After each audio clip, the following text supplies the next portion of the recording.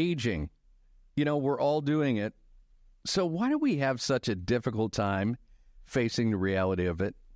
Okay, this is Phil Tower, your host for This Day and Age. And stand by, we've got a brand new episode just about to happen here. But I wanted to talk to you about aging. The reality is you can't stop the march of time, but you don't have to dread it as it happens, and it does happen.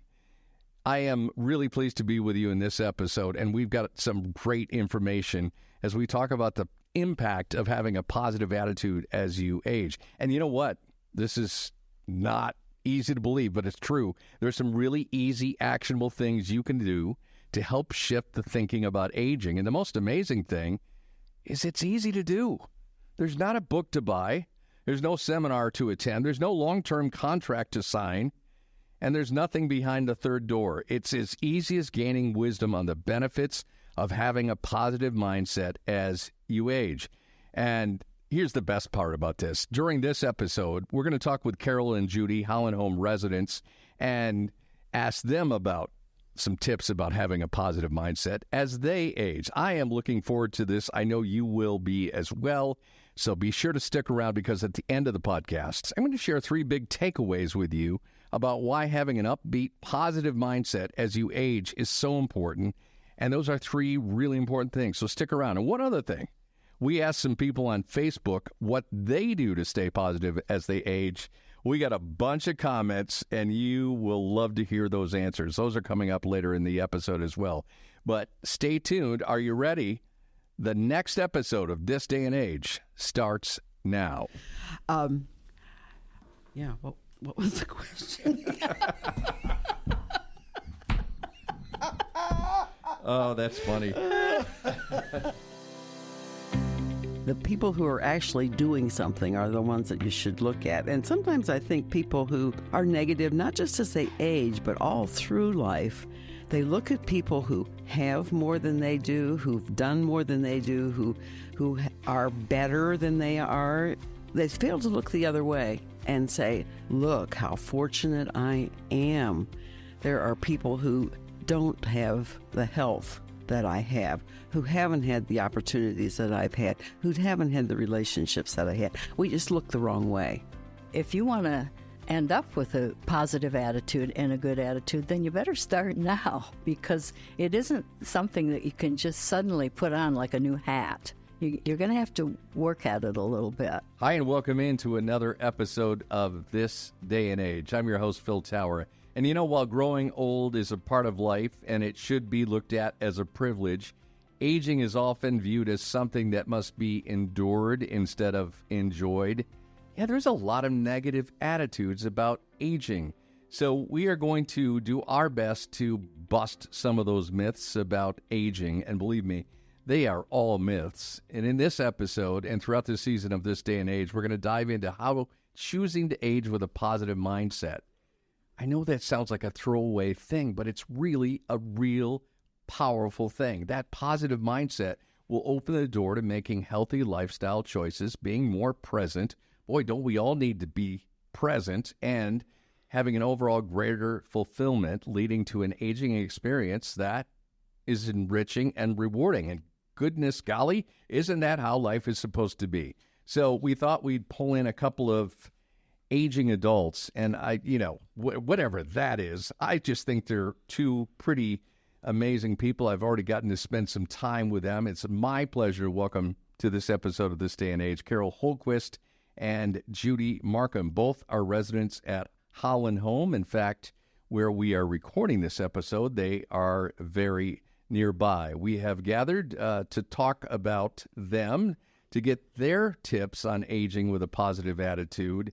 And I can tell they are full of information, full of wisdom. And first of all, Judy, welcome to the program. It's great to have you here. Thank you, Phil. It's good to be here. And Carol, welcome as well. Thank you for being here. Thank you for having us. And for full disclosure, you guys know each other. We've established that from the start. How long have you known each other? 45 years or more, 50 maybe. Yeah, Pretty I don't close do to- math, but since 1975, figure it out. How long is that? That's Yes. almost 50 years. That's almost 50 years. Yeah. And where did you first meet? We met at work. We both worked at Zondervan Publishing House at the time. Sure. And that's where we met. Yeah, I want to talk about, we're not going to get too personal into your lives, but I would ask you, first of all, and we'll start with you, Judy, share a little bit about your life, born and raised in Michigan, West Michigan? No, I was born in Niagara Falls, New York. All right. Lived there for several years, and then my family moved to north central Pennsylvania, and that's where I grew up. Went to college in western New York, and then I spent, I came to Grand Rapids in the late 60s, met my late husband here, and I spent 52 years as an editor in book publishing. I was a book publishing editor. I retired in my early 70s. And for you, Carol, I know were not born in Grand Rapids. Right? No, that's right. I was born and grew up in Cincinnati, Ohio, but I'm not an Ohio State fan. I'll make that very clear. Okay, thank you for establishing that. I came to Grand Rapids to teach English and French in a previous lifetime and discovered that I wasn't all that good at that, and I didn't want to do it. So I married my husband, who was a Grand Rapids person, and we raised our family here in Grand Rapids, and I, too, worked in Christian publishing for a long time. And that's where you guys met. That's right. Yeah, at Zondervan Publishing. Right. We're talking about the power of having a positive mindset as you age. It is a real thing, but you are two people who are here to share your thoughts in this. And I'd like to have you, first of all, talk a little bit about your journey through aging so far.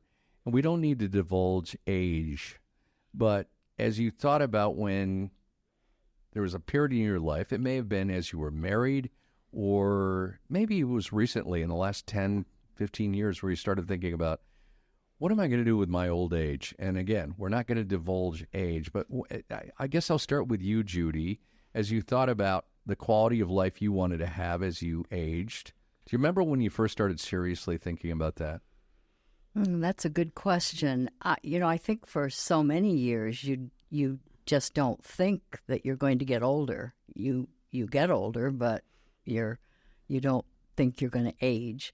And then something like COVID comes along, and they start talking about all the people who were so susceptible, and you think, "Oh, I'm one of those." Yeah. That's me. Yeah. And I honestly don't think the word aging ever came into my thinking, but the reality of getting older did. And I've had some landmarks along the way that both of my parents died relatively young. My father died in his early 40s. My mother died in her early 50s.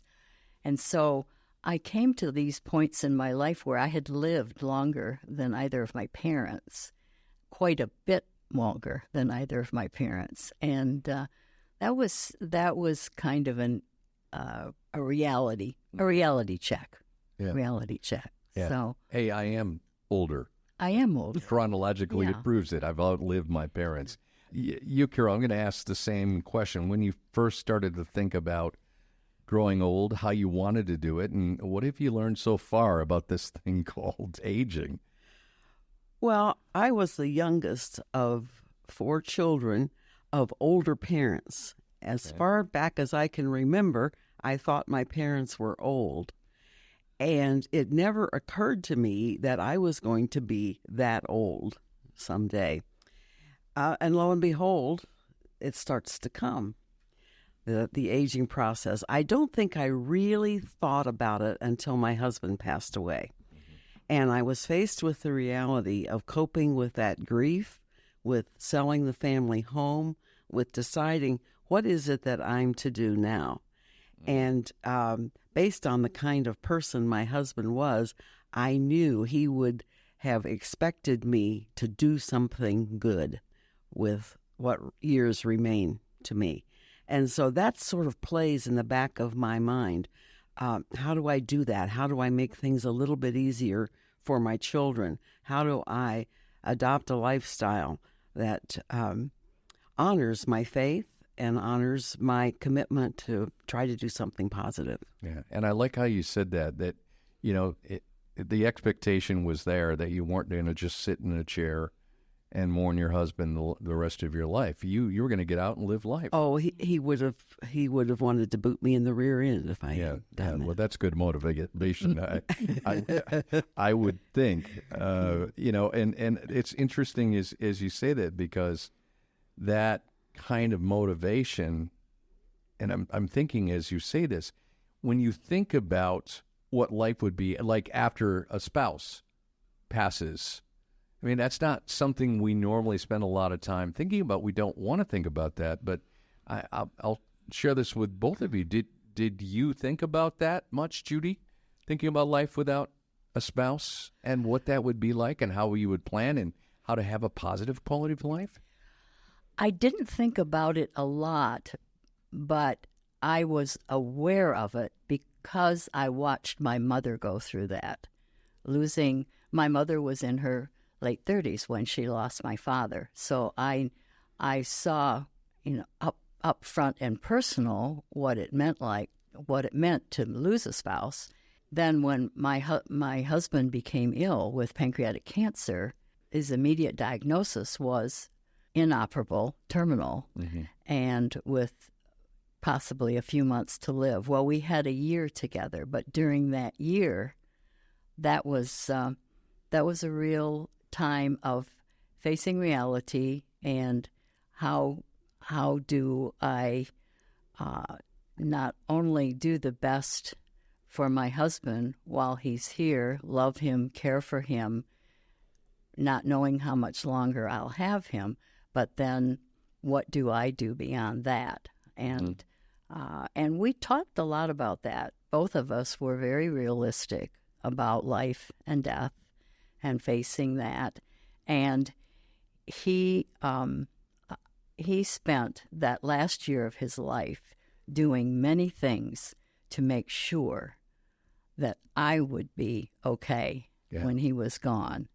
What a great thing, Judy. It was when he was in the hospital getting the diagnosis. He started making a list. He was there over a Memorial Day weekend, and most people talk about a bucket list. Make a bucket list. Robert's list were all the things he wanted to get accomplished so that I wouldn't have to take care of them, and we had both incredible act and of we love. had both shared. Our responsibilities. It wasn't that he took care of everything and I didn't know how to do anything, but just things that he knew he could take care of and I wouldn't have to. I'm struck by this. You're both talking about that incredible transition of being with someone for a great period of your life, your spouse, and then they're gone, but then living through that, having the power and the desire to live well through that and learn through that. But I'm curious what you would say to the couples who may be listening to this, or adult children of older adults who maybe don't want to think about this, because Judy and Carol, there are a lot of couples who don't want to talk about this. It just happens, and they're like, oh man, what do I do now? So being deliberate about this is really important, isn't it? It really is.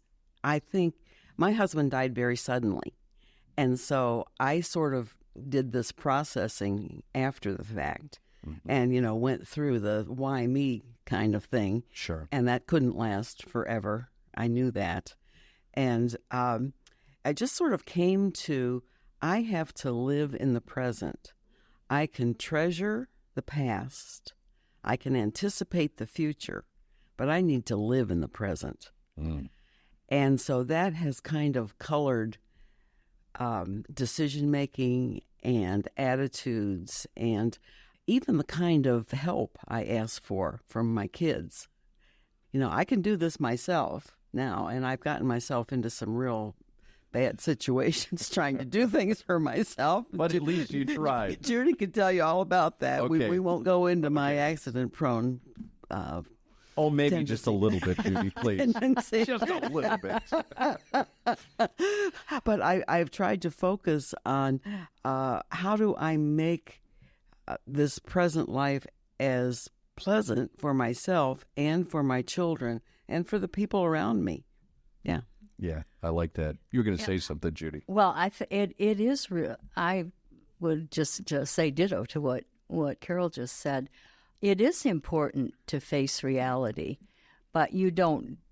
I would say that to the people you mentioned, who don't want to think about this or think that if they think about it, it's going to happen tomorrow. It's important to face that there will come things in the future that you can't anticipate, and that one of you will, barring something very odd, one of you will go before the other. Mm-hmm.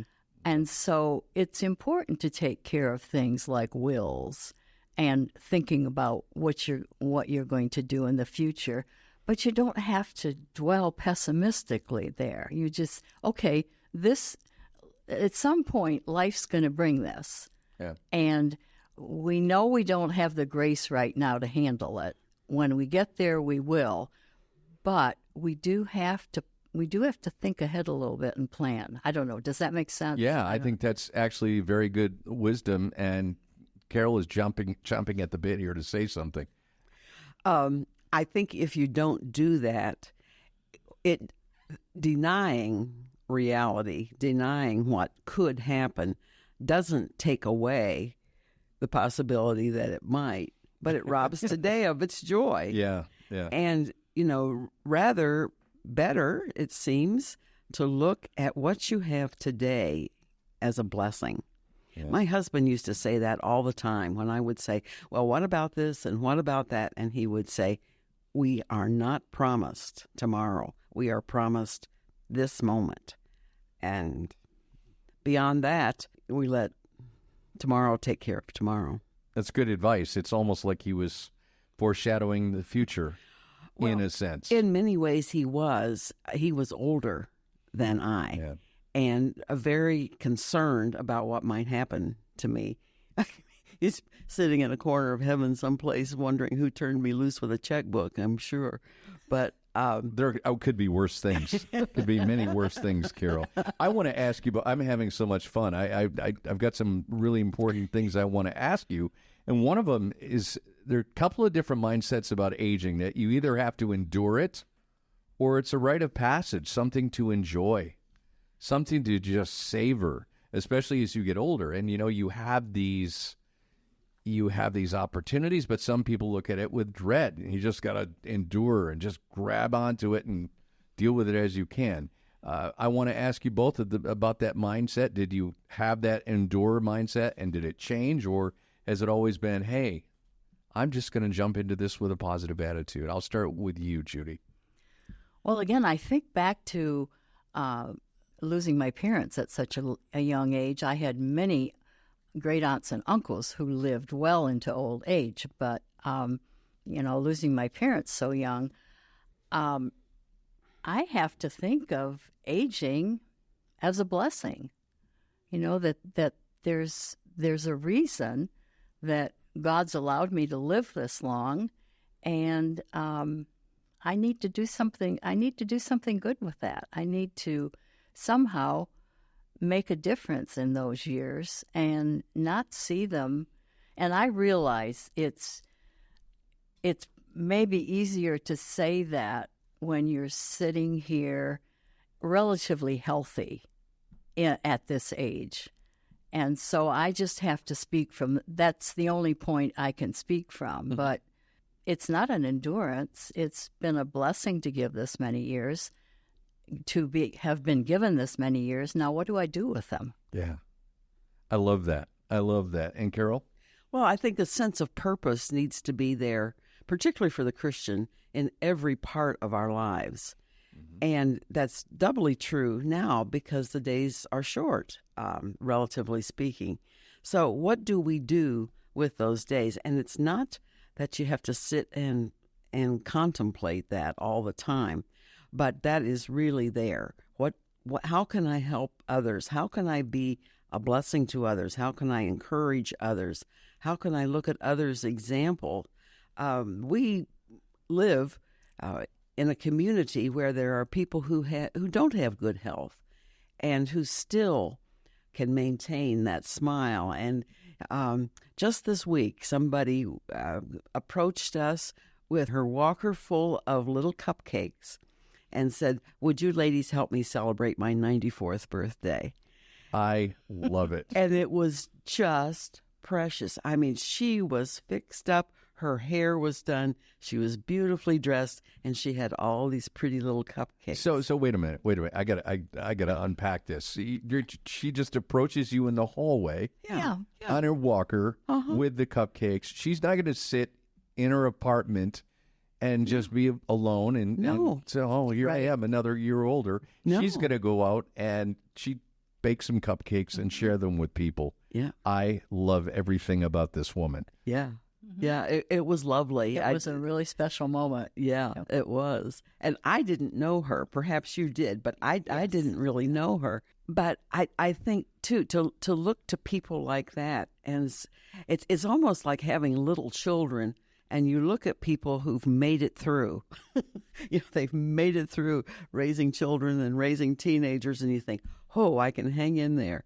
It's that kind of incentive. Yeah, I like that. And you know what? It's a perfect lead into the whole idea of having a positive attitude, not only as you age, but I mean, we've had life experience. You guys have certainly had many years of life experience, married, then after marriage. And I think it goes without saying that life is generally better with a positive attitude. But talk about that from your experience. And that woman with the cupcakes had to have exuded a positive outlook on life. As you were saying, the whole fact that she was using a walker, she had a disability, but she's full of joy. She fixed herself up. It's her 94th birthday, and she's going to have cupcakes with anybody in the hallway that she can find. Yeah. I love that.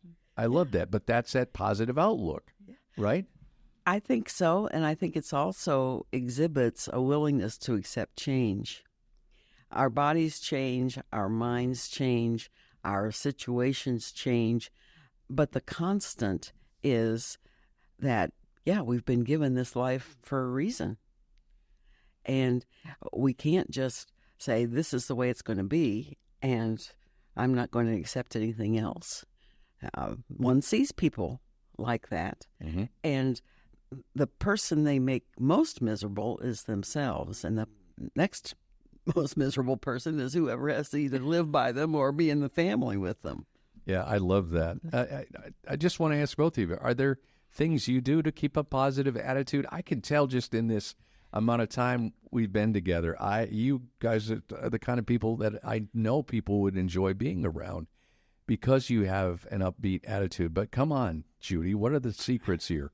What are the tricks? What are the things you've done through your life to maintain a positive attitude as you age?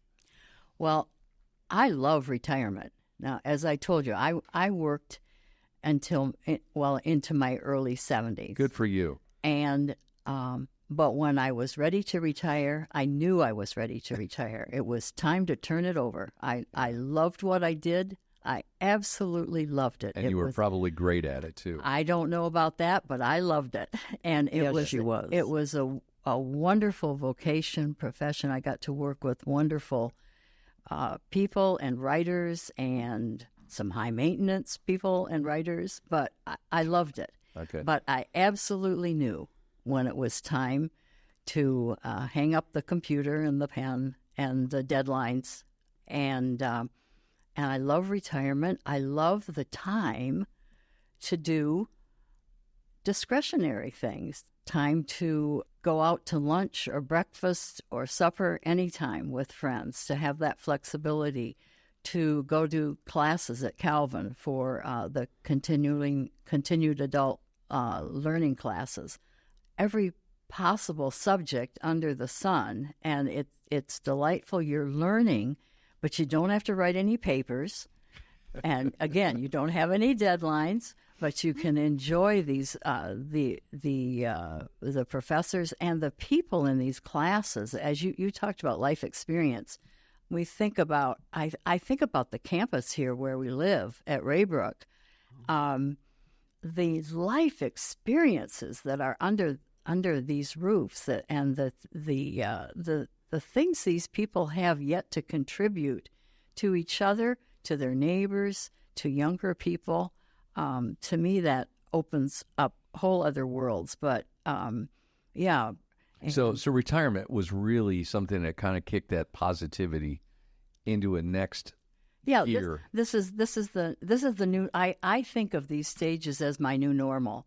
Now what's my new normal now? Right, and you're comfortable with that. I'm comfortable with that. Yeah. I love it. What about you, Carol? Well, aging also does allow you to exercise some prerogatives. If somebody wants to do something on a given day, I'll say, no, I've already got something to do that day, and I'm not going to do two things that day. Mm-hmm. And I think that is a positive. I also think the ability to learn things that you're not required to produce something from. In other words, it's no more papers. No more papers. It's not. Yeah, it's not like you have to learn a skill that you're going to have to put into practice, and it gives you an opportunity. Maybe this is back to the how do you be yourself, to do the things that you like to do. Again, contribute. I think Judy and I both, and we read, we watch films. We interact with people about those things. We both have served on boards.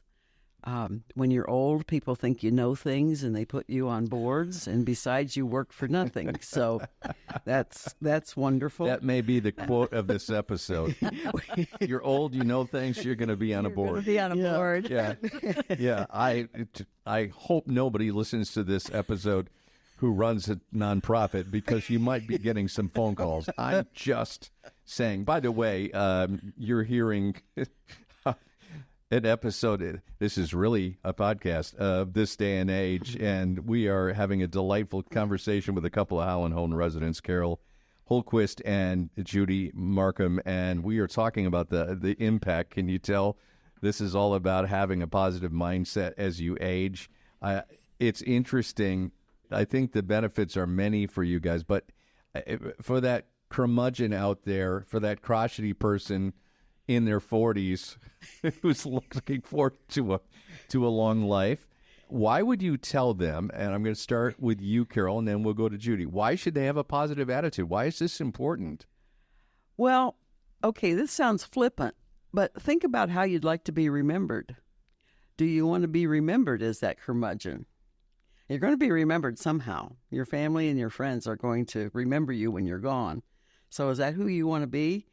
Is some grumpy somebody who is very critical? And the role of critic is the easiest role in life to play. The people who are actually doing something are the ones that you should look at. And sometimes I think people who are negative, not just as they age, but all through life, they look at people who have more than they do, who've done more than they do, who are better than they are, in quotes. They fail to look the other way and say, look how fortunate I am. There are people who don't have the health that I have, who haven't had the opportunities that I've had, who haven't had the relationships that I had. We just look the wrong way. And what would you say to that crotchety, curmudgeonly 35-year-old or 45-year-old? Because we all run into people who are even chronologically young, who just have a negative outlook on life. And when we call them Debbie Downers, there's people who just aren't fun to be around. But as you age, that becomes a liability for you. It does, because it will only get worse. Our skin doesn't get less wrinkly. The wrinkles get deeper. And so the crotchetiness will just get worse. Yeah. And if you want to end up with a positive attitude and a good attitude, then you better start now, because it isn't something that you can just suddenly put on like a new hat. You're going to have to work at it a little bit.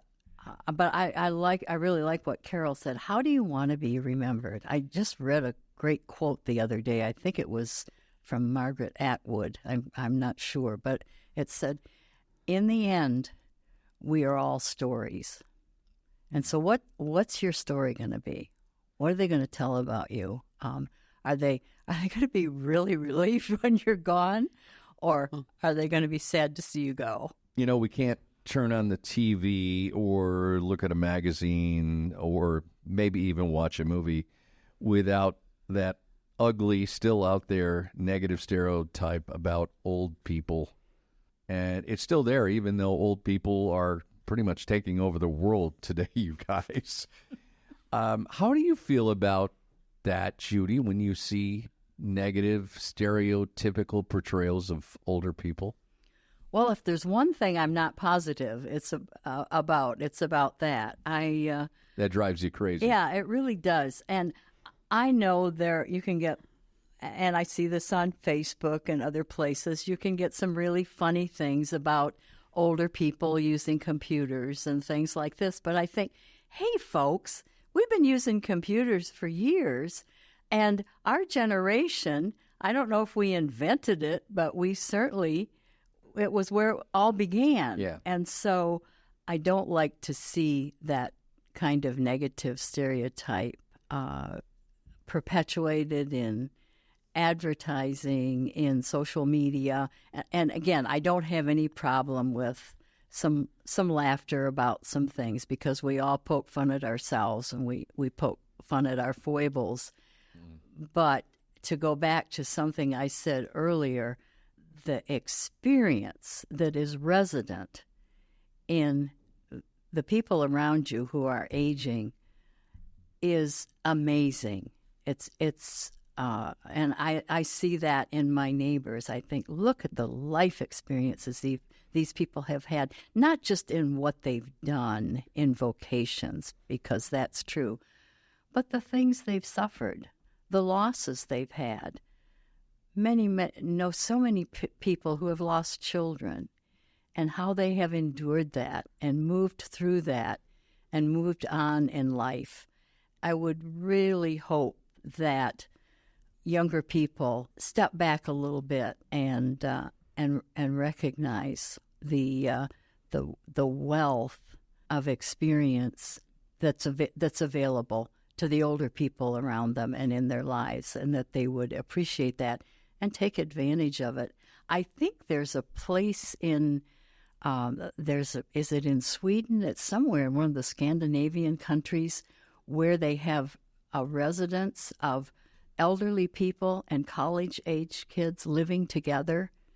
What a great concept. And helping each other from both ends of the spectrum, because we want to appreciate what's there in youth too. We don't want to treat them as a stereotype either, but it works both ways. Carol, what about you when you see that movie with, an unrealistic stereotype of an older woman or man? Mm-hmm. It makes me think a couple of things. One of them is perhaps we haven't done a good enough job of telling our story.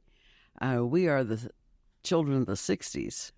We made great strides. We made great changes in society, not all of them good, but we really pushed the envelope for a lot of things.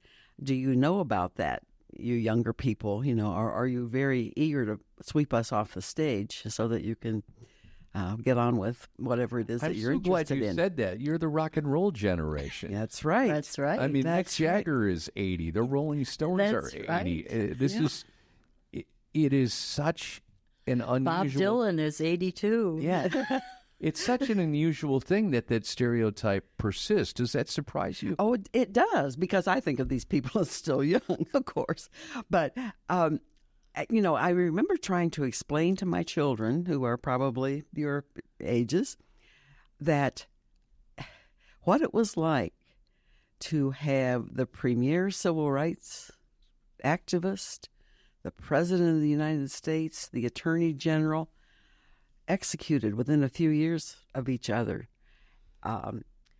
And what it was like to go to college with young men who went to Vietnam and never came home. What it's like to see the names of people you knew on that wall in Washington, D.C. It was a turbulent time, and yet people who survived it and who learned from it have made great changes in our society, and they're the thinkers. And I'm a little concerned now about people who, college, let's not even say college, learning is just to get a better job. No, learning is for life, and learning goes on. I'm curious about you, Carol. Did it take some time to adjust to, first of all, life without a spouse and just kind of living at Holland Home, that new kind of life? Were you comfortable right off the bat, or did you grow into that? Well, I worked a few years after my husband was gone, and that was tremendously helpful during that transition. Sure. It really was. It filled a lot of gaps. But my husband used to say he was a model for good retirement. That's not for this discussion, but he was. And he used to say, if you are what you do, what are you when you're not doing it? So again, reinventing yourself to think about where you are at this moment. Those are all adjustments, the things that you mentioned, the losing a spouse, moving, looking to being in a different spot in a different way of life. Mm-hmm. But I just don't think, as Judy said, that all comes at once. People as they age sort of are what they are, only more so. So get going and be as positive as you can be. If you're contemplating a move to a retirement community, think about all the good things. Think about the things that you don't have to worry about. Yeah. I don't care if the roof leaks. I don't care if the garage door opener doesn't work. That's not my worry. That's somebody else's worry, Yeah. and they'll figure it out. So, again, it's being thankful for the things, the positives. I loved what you said about, the person you are younger is what you're going to be older. And I'm just curious, Judy, this version of Carol, she's as good or better than she was than the one 25 years ago? What do you think? Has she improved or just kind of plateaued? Oh no, I think she's better. Yeah, Okay. Except for the stories I could tell you, and I can't tell those. Well, on we'll the save air, those for the Judy and Carol follow-up episode, because this is probably going to set a record for downloads, and we'll have to have you back. Okay, so Carol is the version of Judy today, sitting across the table from you, as good as the one 25 years ago, probably better. Well, she was wonderful as a younger person. She sort of took me under her wing and rescued me from what was not a wonderful employment situation, and helped me develop a lot of ways. But, it's almost hard to say, because we know each other so well and we understand each other. And, yeah, she hasn't improved as far as listening to me is concerned. So Well, we there's could that. work on that. Okay. It's out there for everybody to For analyze everybody to and know. understand. I want to, as we close this conversation, which I regretfully say we have to wind this up at some point, I want to ask you what you would say to someone listening to this podcast who's wondering about advice. What would you tell them? Maybe the top one or two things about living into old age with a positive mindset. And I'll start with you, Carol. Just picture a 35-year-old out there who maybe has been dealing with an older parent with a health issue, and they're kind of having that reality check about growing older. What would you say to them about having a positive attitude as they age? Try to keep an open mind. Try to let your mind let new winds blow through it. Not that you have to adopt every idea that's out there, but entertain it. Turn it around. Think about it. Chew on it. The other thing I would say is don't ever give advice unless you're asked for it. I like that. Judy, advice to a 35-year-old or a 40-something who's wondering about, should I have a positive attitude as I age? What would you say to them? I was thinking along the same lines. The first thing that Carol said, always be open to learning new things. I was probably helped in this because I was an editor and I worked on so many different types of books and ideas. I was always learning something new, and I think I have carried that through the rest of my life. And be open to learning new things. Look for ways to do that. And I would say the same thing. Be open to new ideas, and also look outward. How can you make a difference for somebody else? I thought that so often when I was preparing to move here, and as I moved into this neighborhood, which I love, but I really prayed almost daily, how can I be an encouragement to my neighbors? How can I be an encouragement to those around me? I don't know what I have left that I can accomplish in this life, but I know that there's a way to do that. But you're looking for ways to do that. So I would say to younger people too, look outside yourself. How can you make a difference as you get older? I absolutely love that. Can I be your neighbor? Do you have any openings nearby? I'll have to ask my wife if we can move in, but I want to live by you guys. Well, you're certainly welcome to. You two have been a joy. I want to thank you so much, and I know our listeners have appreciated your sharing of this wisdom, these stories, and the things learned from life from Carol Holquist and Judy Markham, both residents at Holland Home, probably appearing on stage somewhere soon near you. Just guessing. Thank you so much for being here, Judy. Thank you, Carol. Thank you. Thank you.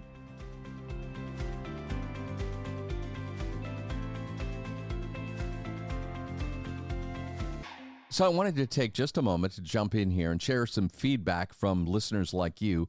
People we ask, what's the number one thing you do to maintain a positive attitude as you age?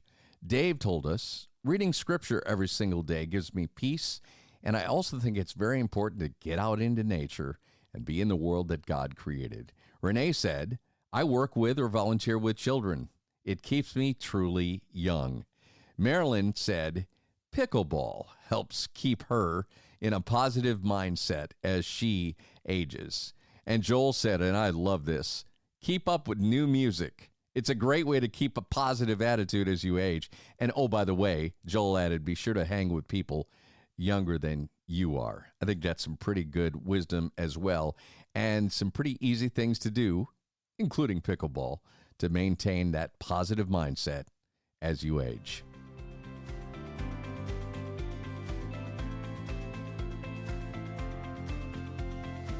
And as we promised, I told you I'd give you 3 big takeaways on having a positive mindset as you age.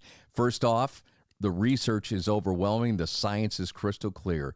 Study after study shows that having a positive mindset as you age will actually help you live longer. In fact, people who had a more positive attitude about their own aging lived on average 7.5 years longer than those who didn't have a positive attitude. That is amazing.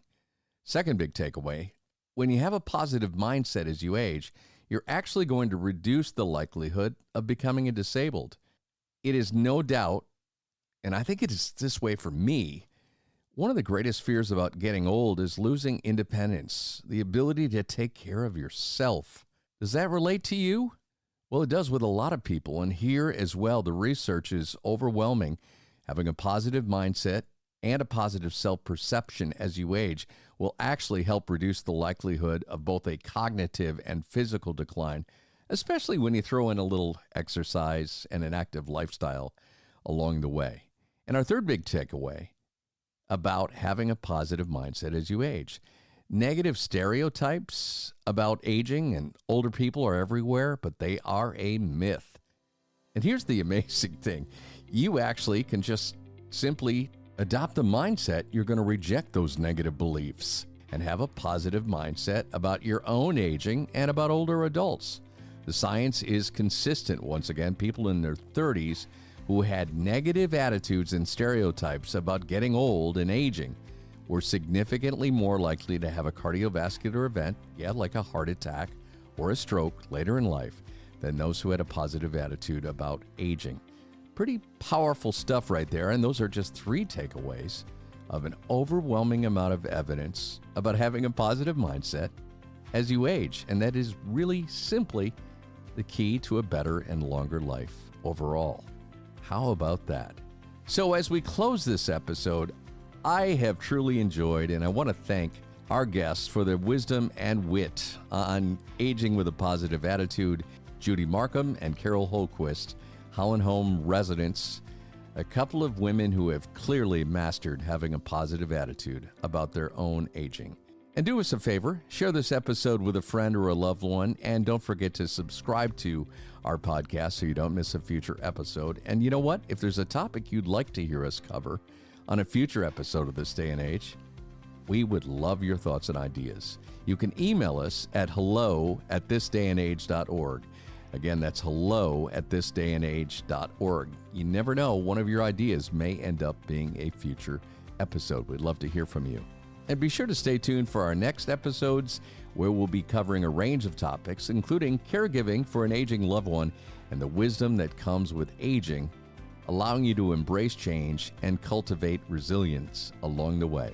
And until next time, for This Day and Age and Holland Home, I'm Phil Tower. Thank you for listening.